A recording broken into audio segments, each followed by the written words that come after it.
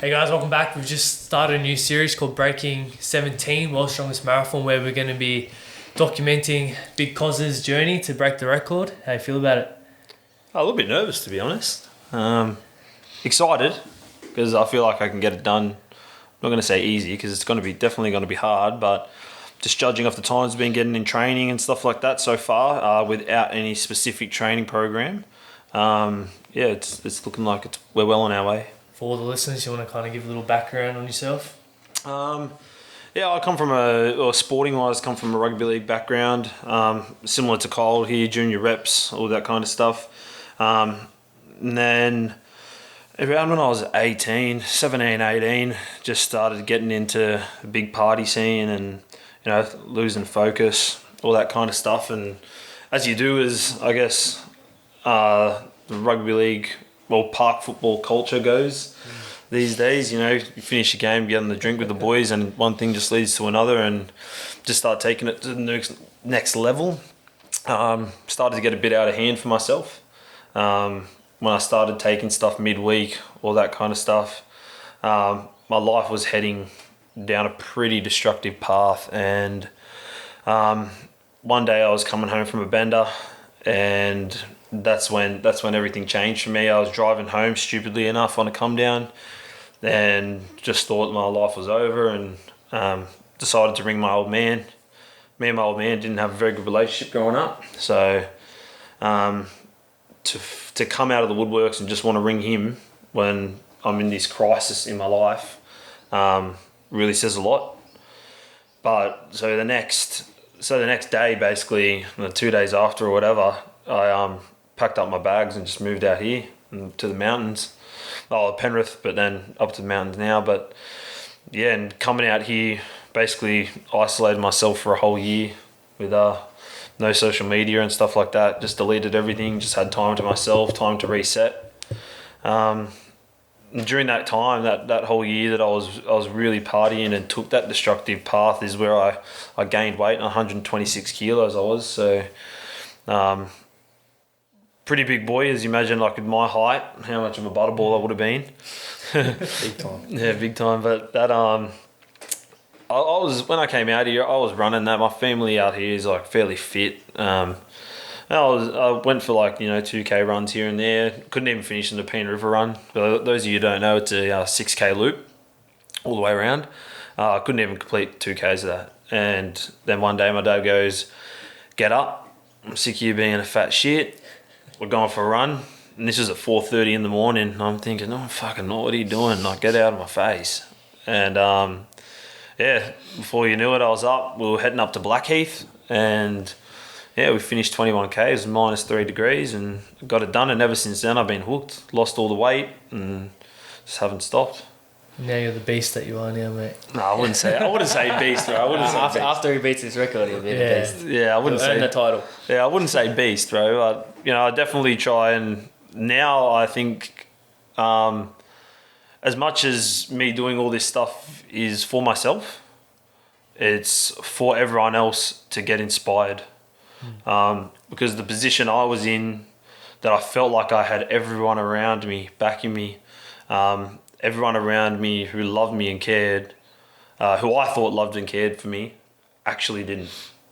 They just wanted me to take the next drug and do stupid shit. Yeah. So through all the, I guess, as we saw this post the other day where it was David Goggins, and he said, "I'm not crazy, I'm just not you." Yeah. That really resonated with me a lot, because I get called crazy all the time. And I used to think, I never used to look at it the way David Goggins explained it, but I used to just think, oh yeah, maybe I am crazy, fuck, I don't really care. Because I'm a very passionate person, and just think, I don't give a shit what you think of me anyway, so if you think I'm crazy, whatever. But just hearing that made me think, maybe I'm not someone else, but definitely the tools I've been given and have developed over the past 4 years, that it can definitely help someone else. Yeah. So for all the listeners, what's the world's strongest marathon, and how did it come about? So the world's strongest marathon, that was designed by Ross Edgley back in 2015. He said he was going to do it. He completed it in 2016, 19 hours and 30 something minutes. pretty good time. You know, I was looking at it going, wow, that's pretty wicked. And when I saw that 2016, that was 4 years ago. So that was when I was right in my like shit point in my life, and I was thinking, oh, that would be pretty cool because I'd always been into my fitness, but that at that stage in my life I wasn't. But I was interested, but I was occupied by shit.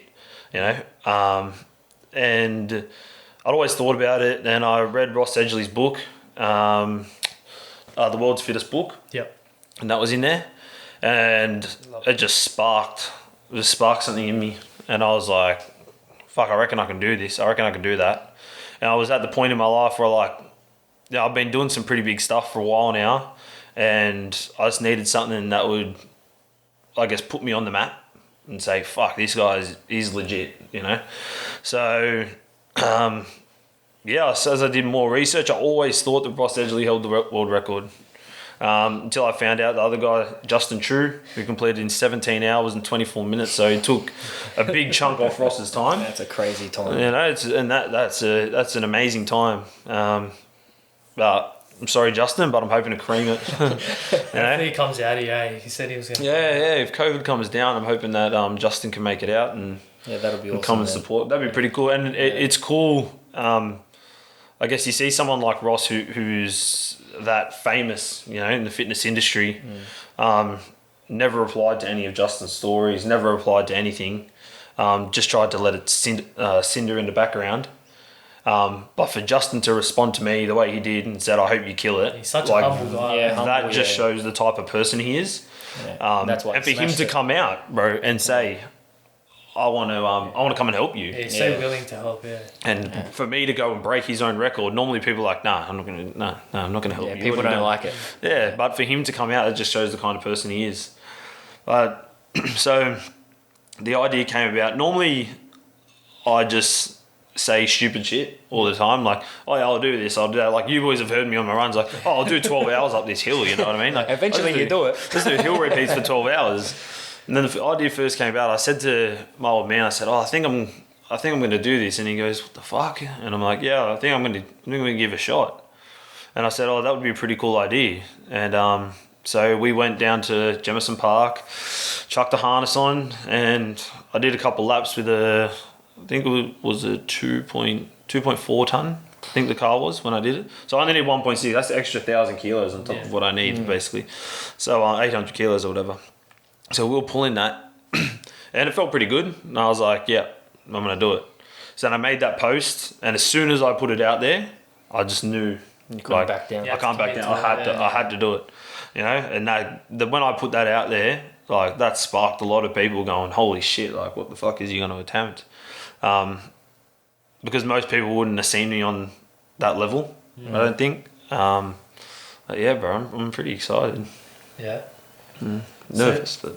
Well, what's the planning like around that? How do you plan in such a big event? Dude, it's so crazy. Like, I didn't realise how much would actually have to go into it. I just thought I'd message council and say, hey, I'm going to pull a car here, blah, blah. And they're like, most of the people... I've spoken to council, probably 4 different people in Penrith Council, and they are all like, what are you doing? Like, what? It's like, let me call you because I'm not really understanding like what you're trying to do here. And I'm like, I'm pulling a car for 42Ks around Jemison Park. They're like, what? Like, why? Yeah, like, why? Like, so you're just going to continually go around? I'm like, yeah. And they're like, okay, but like, okay. And then like, so what do I need to get it done? Like, we've never seen anything like that. Like, well, I don't know what we need. So this is all new to them as it is new to me. So, you know, we're working together to get it done. I've got a guy, Gordon Bell. He writes the traffic management plans for Nepean Tri, and he's getting that all sorted for me, which is pretty cool. So he basically flicked a soft copy up to me. I wrote down everything that I needed on it and that he thinks I'll need, and then just waiting for him to just triple confirm it, and then we'll submit it through the council. And when are you looking to do this? March 6th next year. Be pretty good. So that's a 6-month training period, which is a pretty solid training period to get something like this done. I wanted 8 months. And the only reason why I wanted 8 months is because Ross said he trained for 8 months, but he got 19 hours. Like, I don't want 19 hours. Yeah. So, you know, and just going off the times that I was getting pulling a 2.4 ton car without anything, like without any specific training, that that made me think, well, I don't actually need much time. The thing I think I have over Ross and Justin is my endurance running. Yeah. You know? Big time. I think that's a massive benefit. The mental to have barriers you that. can break. Yeah. But the strength wise, I'm not where I need to be in strength. I know that. I'm strong. I'm strong, but it's just not where I know I can be. Where I have been before, I'm not at the top of my game, and during this program, that's where I'm going to take the top of my game. So what the hell does your training look like for this? We're training basically 7 days a week. So, but all of them are, we say we train 7 days a week, but you know, there's 2 recovery sessions in there, which are basically 2 days of just stretching. You know, me and Kyle, the program is starting tomorrow, and we'll have a 40k bike ride, finish with some stretching. Very light on the legs, you know. 40k bike, super light. Very light, very light on the legs, you know. Good recovery on all after your today. joints and everything like that. So we'll do that, and then we'll get some stretching done, and then we go into a 9-week building phase. So this 9-week building phase includes just deadlifts, squats, bench press, and military press. We'll all be. Oh, actually, I don't know if I want to give away the sauce. You don't Yeah, I'll give away the sauce. Maybe we'll give away the sauce once you get it done. But it'll just include those standard movements for the first 9 weeks. Building. During that time, we're going to assess during the car pulls where I need improving, what hurts the most, blah blah blah, and then we'll fix up that jazz for the rest of the program. Why did you pick this bitch to train with you? This bitch. Nah. Look, when someone messages me, I've had countless encounters with people messaging me saying, I want to come train with you, I want to come do this, you know, I want to come do that, and 90% of the time they never pull through. Yeah. Right, 90% of the time they either get injured, or they just don't want it, or they just, you know, can't be bothered. When I say, yeah, no worries, we're starting at 10 o'clock. Oh yeah, no worries, we're starting at 2 o'clock in the morning. Yeah. That's their sleep time. Like, that doesn't suit me. I'm not going to wait around and train with you. Yeah. So I think Kyle is virtually the same strength as me. Both of you, when we went and did the Lagoon Marathon, which is that 1.4k loop around the lagoon, you both proved something that I'm like, you know, shit, like, these boys are the real deal, you know what I mean? Not just talk. Not just talk. Yeah. You're not just going to say, yeah, I really want to push myself. Oh, yeah, I'll do it one day, you know what I mean? You guys came out and just freaking had a go. And that's all I could have asked for. You got it done. And that just proved something to me, a real characters about you boys and how you were. The reason why I've chosen Kyle is because he's very similar strength. You know, we don't have to keep on taking off the plates, blah, blah, blah. Kyle trains at 3 o'clock in the morning, which suits my lifestyle, which is exactly what I need. And through this, I want Kyle to grow with me because I see something in him. His endurance is going to grow through this program. And I want to take you under my wing, and you know, I've done this myself for ages, and I've never had someone willing to commit to something with me so I can prove that it works for someone else. Yeah.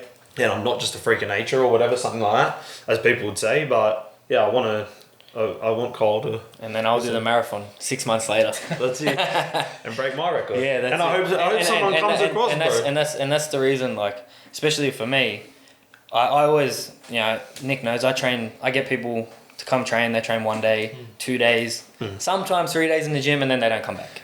Shout out to Samuel. Yeah, shout out to Samuel. No, there's so many, right? And then you get people and you say, "Oh, come at 4 a.m." There's not many people that want to get up at that time, like to get up and to go train and to like put in the work, not just go through the motions, you know. Yeah. So it's awesome to see, like, for me, like, just to be offered to be part of the team was a big thing, and then to be offered to be the full-on training partner, yeah, it's gonna be awesome time. You a bit scared? Oh, I'm petrified. Nah, I'm not. I'm excited. I'm excited, man. I look, as he said, we're reasonably similar strengths. Like he's probably a little bit stronger, but by a few weeks in, I'll probably get back to where I need to be to, especially keep up no problem in the gym. It's as you said, the endurance. It's gonna be like when we go on the runs and I'm gonna have to pick up the pace a bit to keep up, but. That comes with time. Yeah, it comes with time. Exactly right. And I know for a fact I can push him even though he's a lead. Yeah. I can still push him. It's not going to be a one-way streak. You know what I mean? 100%. So that's why I'm excited. It's the energy. Yeah. That we need. Yeah. But it's also just for people that are listening. Like, I don't know if Kyle is the same way as me, but fuck, I do not like getting up at 2 a.m. in the morning to go and train. I do not like staying up till 10 o'clock at night to wanting to run all the way through the night. I don't like it, and I do it because it sucks. Yeah. And because it needs to be done to better yourself. Pushing yourself outside of your comfort zone is how we grow. In today's society, we're just weak as piss, especially our generation. Like, we're three young guys just wanting to succeed in life, and, you know, you don't see enough of it. Yeah, there's not enough out there. That's why we've bonded so closely. Yeah, so close over such a short time. Like 2 months or something. Yeah, not even that, eh? And I think, I just want people to know that I don't plan these runs because I enjoy it. I plan them because I have to. Yeah. You know, like, I have a family now that I have to commit to. While they're asleep, that's why I'm training, while they're asleep, so I can have this family time still, you know, so I can still go to work, put food on the table, everything like that, you know. And that's why there's the crazy times and the crazy distances. Exactly. It's the amount of time you can put in outside of your own life. And it's just how much do you want it? Yeah. You know, I want it that bad. That's why I'm going to get up at 2 o'clock in the morning. That's why I'm going to stay up till 10 o'clock at night. That's why I'm going to do all this crazy stuff that you guys think is crazy. Because I just want it so bad. Crazy though. It's good crazy. It's how can you put it? It's not fun. But then once you're done, you realize how much fun you actually had while you were in that pain. It'll be a surreal feeling that you go through all that. Especially once you smashed the 17 hours. Yeah. You'll feel 100%. great after. And the thing is, even for us, I bet we'll feel fucking amazing after too for you. 100%. For you smashing it. You know what I mean? Like, don't get me wrong. That's the good thing about having a team around you. Yeah, 100%. Like, don't get me wrong. It's the awesome feeling. I thrive off people coming up to me and saying you're crazy. Like, you're crazy. It's like, oh, you think I'm crazy? Yeah, whatever. I'll do it again. You know, just so you realise that I am going to work harder than you to get it done. Do you know what I mean? It's like that thing with Kobe Bryant, how he's just always in the gym. He's like, yeah, I thought I was getting to the gym early, and Kobe was already there at 3 a.m. Already shot 1,000 times before I got there. Yeah, and then he goes, oh, when are you leaving? And he goes, oh, an hour after you're done, whatever. It's like, yeah, doesn't matter when you leave, I'm staying. Yeah. You know, it's just greatness. It's just a mentality. That's how greatness comes about. To be at the top of your game and to be the best, you got to make those sacrifices. Consistency and just work, man. Yeah, and you got to do the things that suck, man. It's like, you know, it's almost like being an apprentice. Yeah. You know, you got to do the things that suck to earn big money. Yeah. You know, there's not even big money in what we're doing. Like, there's no money. No one's earning any money out of this. In what we're doing. You know, like, there's a 1 in a million. Like, Ross Edgley's probably the only person I know that's big enough that's made a career off of the crazy challenges he's done. And he gets, you know, hundreds of thousands of dollars for doing what he does, build this massive profile. And I'm not saying I want to be the next Ross Edgley. I want to create my own legacy, but, you know, but what he's we don't do it for money. Like, he has to do it for money now. Yeah, whereas even though he started somewhere, he's still man. He was one of us. Yeah. He was one of us. You know, just sitting there, wanting to work hard. And now maybe even if he doesn't want to do it, he has to. Whereas, you know, we still want to do it. It's still on that grind. It's like that old saying, the lion on the hill is always hungrier than the lion on top of the hill. Yeah, 100%. 100%. So let's talk about the team that you've assembled. So we've assembled a team of around 20 people that are going to help me pull the car. Well, not help me pull the car. Sorry, I worded that wrong. Someone has to sit in the vehicle. Okay. The whole time, just to steer it, blah blah. So I've assembled a team of about 20 people, and hopefully they can do shifts over the training and, on the race day and stuff like that, because more than likely we're going to need people around, past Corey food, past Corey drinks. And these are people that, besides you boys, have literally, and Luke Reynolds, have been with me almost my whole life. So they're people I trust. They're people that know what I'm like and know who I am. And I just want them to be a part of it, because it is something quite special. And I was saying to Brooke the other night that, because I was talking about the world's strongest marathon, and we'll just discussing it, and I said to her, far out, I never took it into perspective about what I'm trying to do. Break a world record. I just thought, oh yeah, world's strongest marathon, but like, it's a world record. Like, there's only 2 people in this world that have successfully completed it. Do you know what I mean? It's crazy when you think of it like that, eh? Yeah. So when you put it into perspective like that, you're like, wow, this is actually a lot bigger than what I'm thinking. So that's why the team of Assembled had to be a team of people I trust, Yeah. All the sponsors that are involved, Blue Mountains Running Co., Fractal Running, Iron Truth Barbell, and Evolution Medical Care. They've helped me out, and I've supported them, and they've supported me through all my training previously. Like, we have really, really good relationships. So now they've become official sponsors of the World's Strongest Marathon, which is pretty cool. So they're on the side of the team that isn't physically helping. Yeah. But they're helping me out with supplies and all that kind of stuff. Oh, sorry, I forgot to mention Tailwind, probably one of the most important people, because I take that shit religiously. Tomorrow. Don't take the caffeinated one, guys. Hey, you had 2 caffeinated. I had 2. It was awesome, bro. I feel buzzed still. For the next few days. You're not sleeping tonight. Nah, I will sleep tonight. We got early morning tomorrow. Don't worry, we got an early morning, bro. I'll be in bed by 8. Yeah, it's a public holiday tomorrow. We're still getting up at 3 to train. So. Getting up at 3. We're going to be at the gym at 3, don't we? We're going to be at the gym at 3, sorry. Yeah, I'll be up at 2 to eat my breakfast. Yeah, I ain't eating no breakfast. Yeah, this guy ain't eating no breakfast. I have to eat my breakfast. So let's talk about, there's obviously a cause behind it, the ChildSafe. You want to touch on that? Yeah, so a couple months ago, like when I first thought of the marathon, I guess it was actually quite selfish. I just wanted to put CosFit on the map, and I wanted to create a space where I could, I guess, promote myself. And then something quite dramatic happened in my family that came about. Someone that I love dearly was sexually abused as a child, and it really hit home. Once I started doing my own research on the issue, is where I ran into Damien Ryder. Damien Ryder is a polyathlete, and he's done some pretty crazy stuff. Like, he's kneeboarded from I think it was the Gold Coast to Sydney, fully self-supported.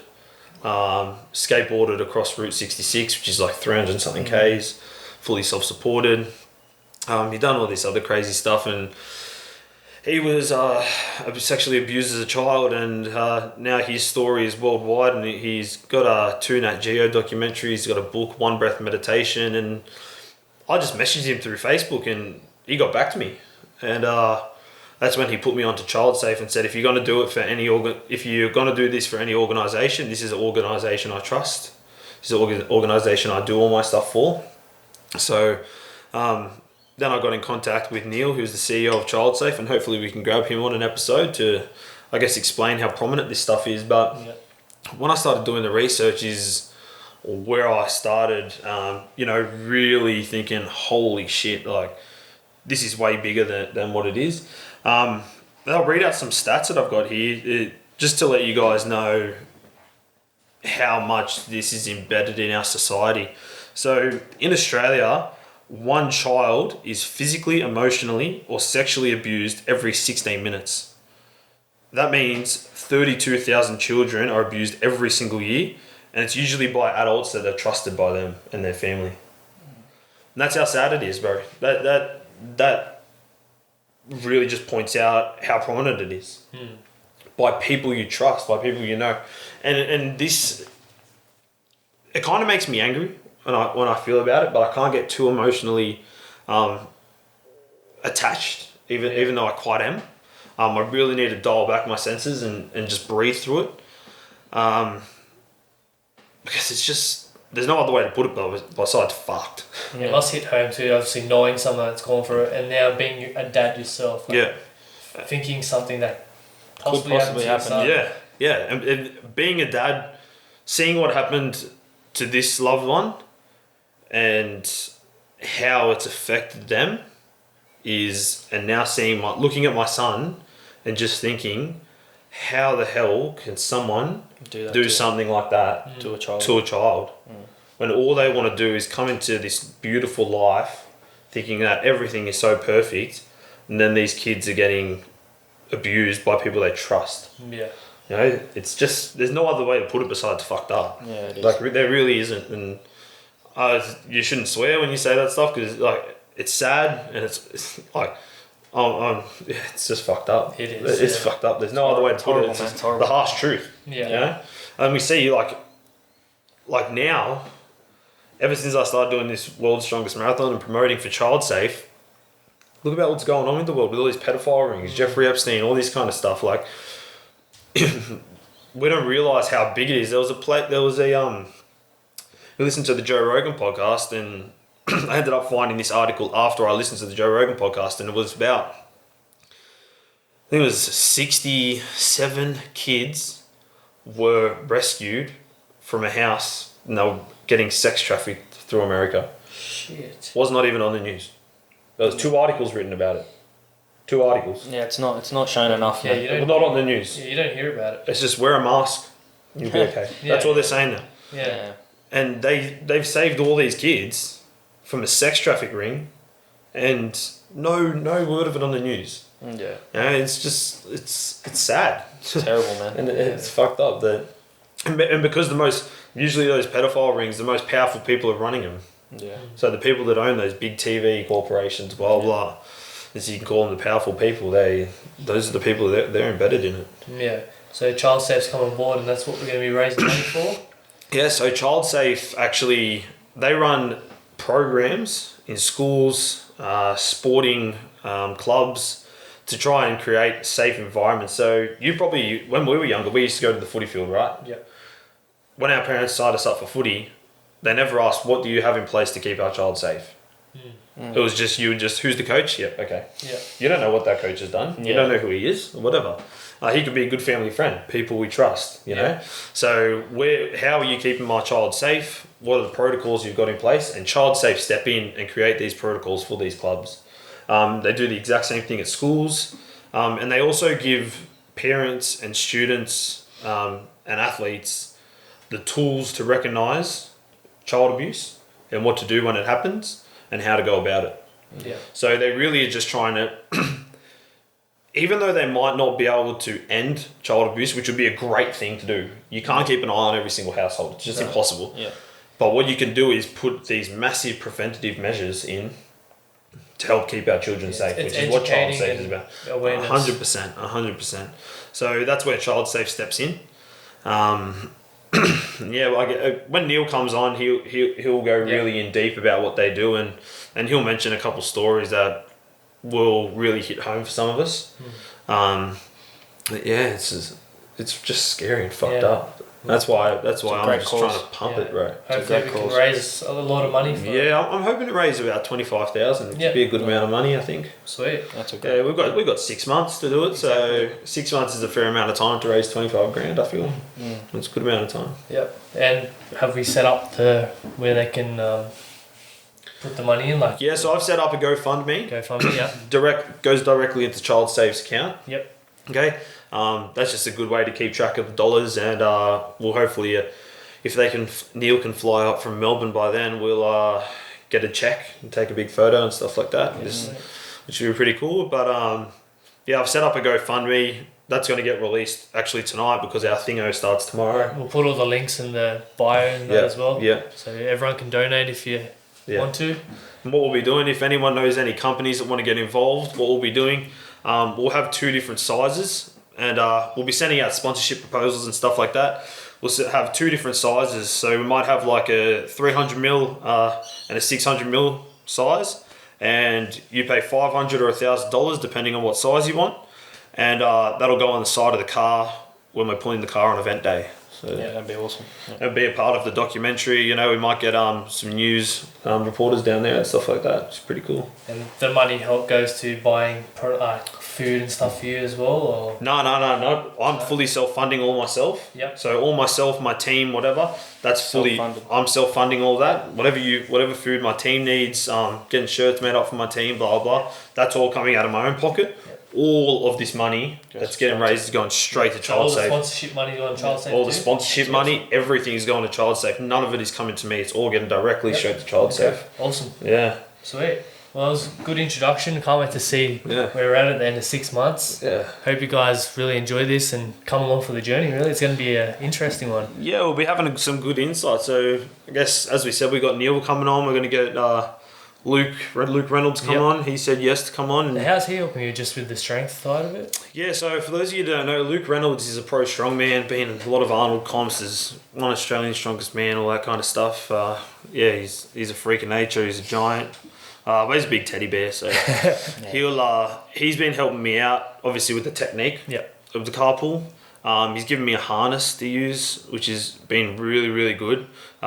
Way less strain on my back, which is awesome. And he's just going to come in, and we're going to, when he comes in, I think we'll deconstruct the endurance and the strength side of things and how the hell I combine it. Because he has a really good understanding of strength. I have a really good understanding of endurance. I have a very sound knowledge of strength, and I'm constantly learning about it.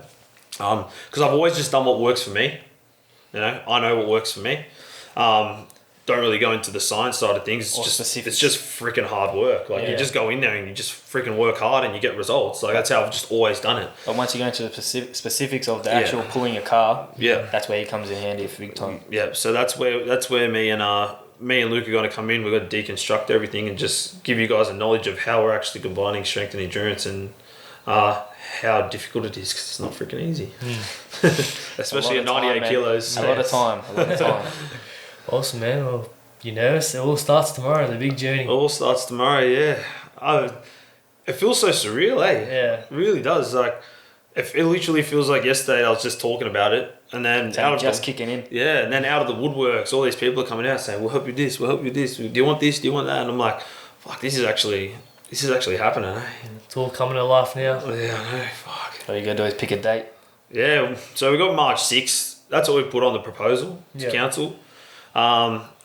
Artist council ring me on Friday and they've said, yeah, it sounds good. We'll just have to check with the sporting clubs and all that. Didn't you tell me last week they wanted you to do it in like 2 months' time? Oh, bro. Yeah, they rung me 2 weeks ago and they wanted me to do it in December. I'm like, I only have 2 months training. This is for a world record and it's going to be 45 degrees. Like, what? There's no shade. Like, no. I said, I'm not doing it then. Like, said with the traffic management plan we've put in place, you know, we'll have traffic marshals, volunteers, blah, blah, blah. It's not going to be a big event. I said, we can get it done. I'll send it through to you soon. As soon as I have approval from my guy, I'll send it through. And on Friday, they rung me and said, March 6th sounds good. They just have to run it by their team. If not, we'll be doing it the Wednesday before, which is, it's March 3rd, or the Wednesday after, which is March 10th. So either side of that weekend is when we'll be getting it done. It's awesome. Exciting times. Very keen to see the journey. Yeah, very keen.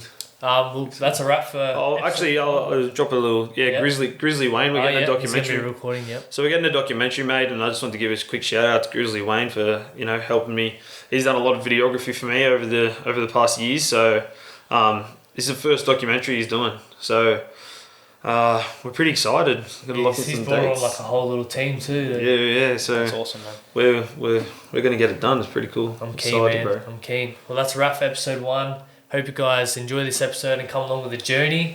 Yeah. Breaking 17. Breaking 17. Thank you so much, guys. Appreciate it. Cheers, guys. We'll see you in the next episode. We'll bring new guests on probably every so often. Yeah. When are we doing it? Every 3 weeks? Every 3 weeks, yeah. Every 3 weeks. If we're feeling like we need to announce something, we might come on earlier. Yeah, for sure. Too sure. We can just play it by ear. But we're going to book in every 3 weeks. Yeah. And we'll go from there. So thanks, guys. Sweet, guys. Cheers. See you in the next one. You.